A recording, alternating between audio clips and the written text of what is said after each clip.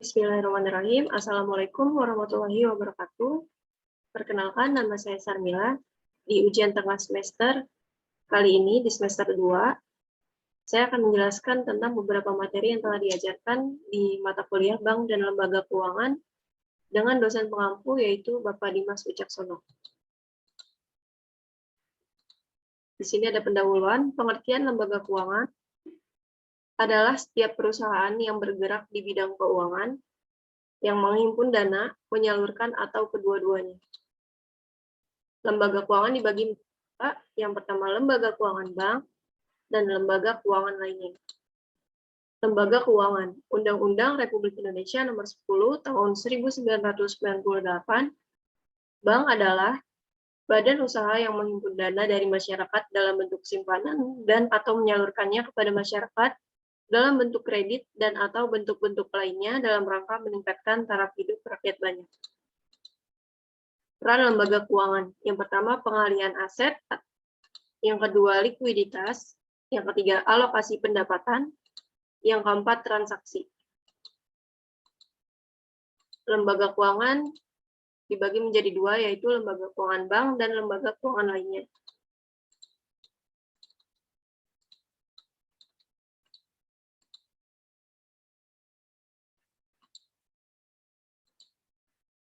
Di lembaga keuangan bank ada bank sentral, bank umum, BPR, dan bank syariah. Di lembaga keuangan lainnya ada pasar modal, pasar uang dan falas, pegadaian, leasing, asuransi, dana pensiun, koperasi, modal ventura, anjak piutang, dan lain-lain. Perkembangan lembaga keuangan di Indonesia.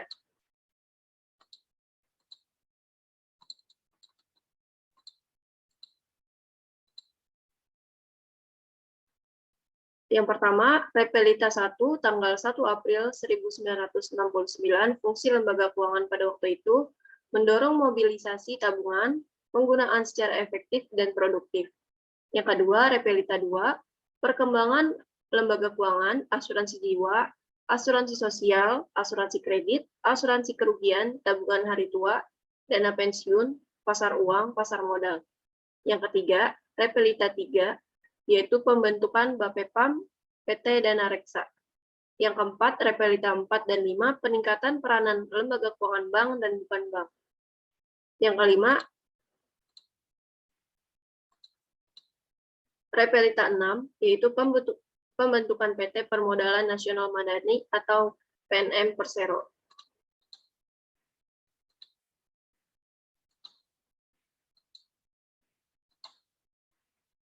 Lalu selanjutnya yang keenam ada pasca krisis ekonomi tahun 1997, lembaga keuangan mengalami kemunduran karena berkurangnya kepercayaan masyarakat Indonesia dan luar negeri terhadap perbankan Indonesia.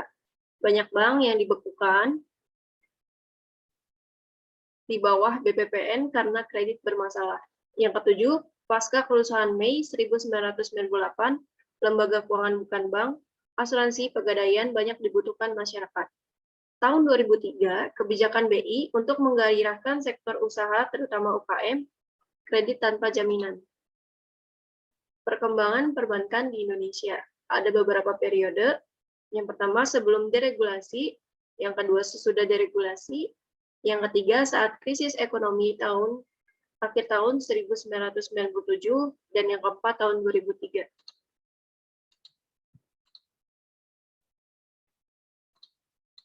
Yang pertama, kondisi perbankan sebelum deregulasi atau sebelum 1988. Kondisi perbankan sangat kuat dipengaruhi oleh kepentingan ekonomi dan politik dari penguasa atau pemerintah.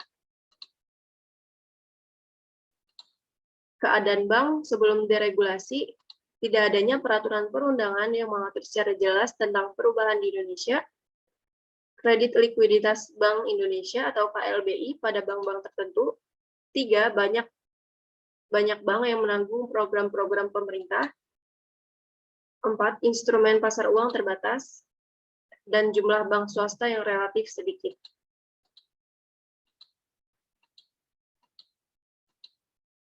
Selanjutnya, yang keenam ada kesulitan muncul bank baru. Yang ketujuh, persaingan antar bank yang tidak sehat. Yang kedelapan, posisi tawar-menawar bank relatif kuat daripada nasabah. Yang kesembilan, prosedur berhubungan dengan bank yang rumit.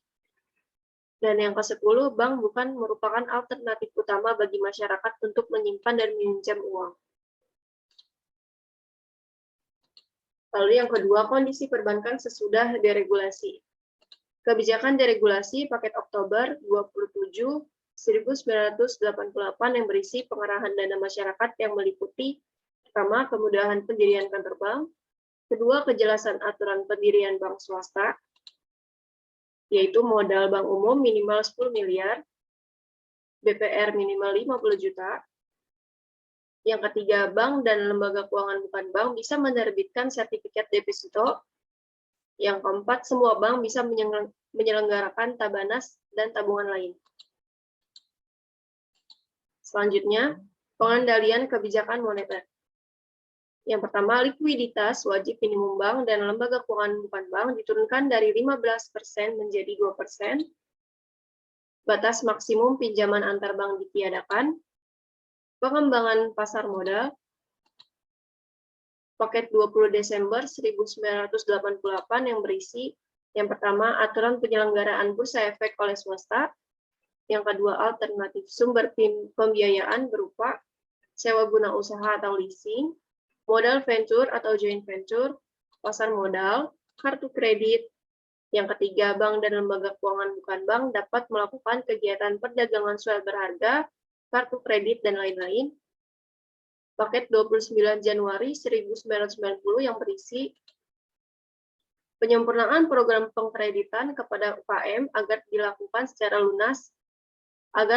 secara luas oleh semua bank. Kondisi saat krisis akhir tahun 1997, tingkat kepercayaan masyarakat dan luar negeri terhadap perbankan Indonesia menurun drastis. Sebagian besar bank dalam keadaan tidak sehat, adanya negatif spread, banyak bank yang dilikuidasi.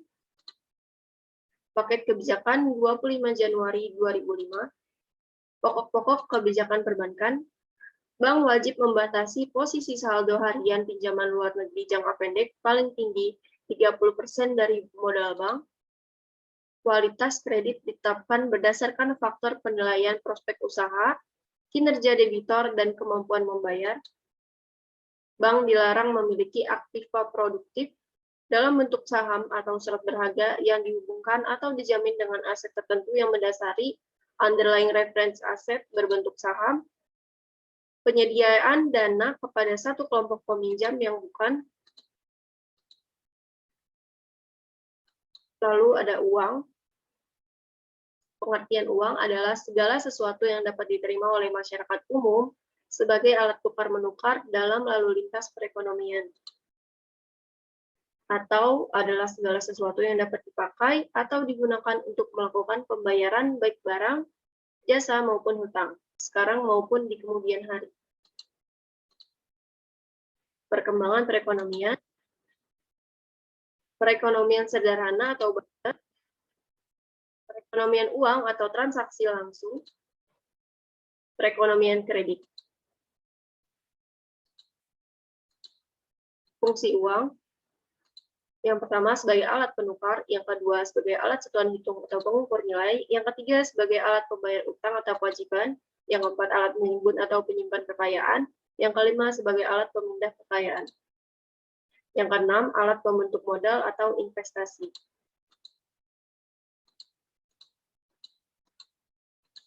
Ciri-ciri uang yang pertama diterima umum, 2 stabil nilainya, 3 mudah dibawa, 4 tahan lama, 3 tidak mudah ditiru, 6 dapat dibagi ke dalam unit yang kecil, 7 ada jaminan, 8 tidak mudah rusak, 9 suplai harus elastis.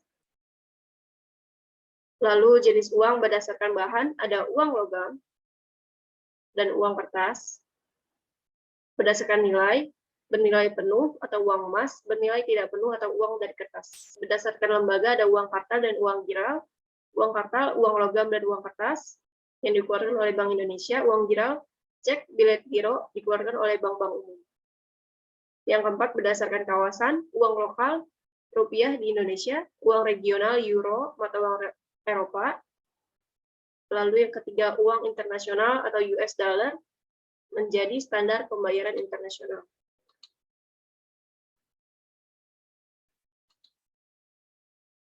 Nilai uang, nilai intrinsik, menekan pada sisi bahan dasar pembuatan uang atau nilai dari benda yang digunakan untuk membuat mata uang. Yang kedua, nilai nominal, nilai uang yang besarnya tertulis atau tertera pada mata uang yang bersangkutan. Yang ketiga, nilai real, didasarkan pada kemampuan daya beli uang tersebut untuk dipertukarkan dengan barang atau jasa.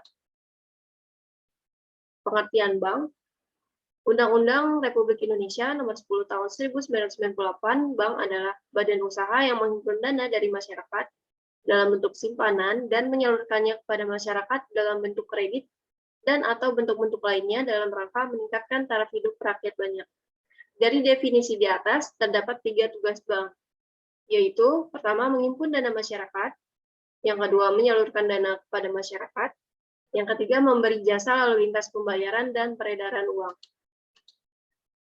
Jenis-jenis bank, menurut Undang-Undang RI Nomor 10 Tahun 1998, jenis-jenis bank yang pertama ada bank sentral, yang kedua bank umum, yang ketiga bank perkreditan rakyat atau BPR. Bank sentral, pengertiannya bank sentral adalah bank yang bertugas memelihara agar sistem moneter berjalan atau bekerja secara efisien sehingga dapat menjamin tercapainya tingkat pertumbuhan kredit atau uang yang beredar sesuai yang diperlukan untuk mencapai pertumbuhan ekonomi tanpa mengakibatkan inflasi. BI sebagai Bank Sentral Indonesia bertugas yang pertama menetapkan dan melaksanakan kebijakan moneter, yang kedua mengatur dan menjaga kelancaran sistem pembayaran, yang ketiga mengatur dan mengawasi Bank Umum dan BPR, yang keempat hubungan dengan pemerintah dan internasional, yang kelima akuntabilitas dan anggaran. Lalu ada kebijakan moneter. Adalah tindakan yang dilakukan oleh penguasa moneter atau BI Bank Indonesia untuk mempengaruhi jumlah uang beredar dan kredit atau mempengaruhi kegiatan ekonomi masyarakat. Terima kasih. Sekian dari saya. Wabillahi taufiq wal hidayah. Wassalamualaikum warahmatullahi wabarakatuh.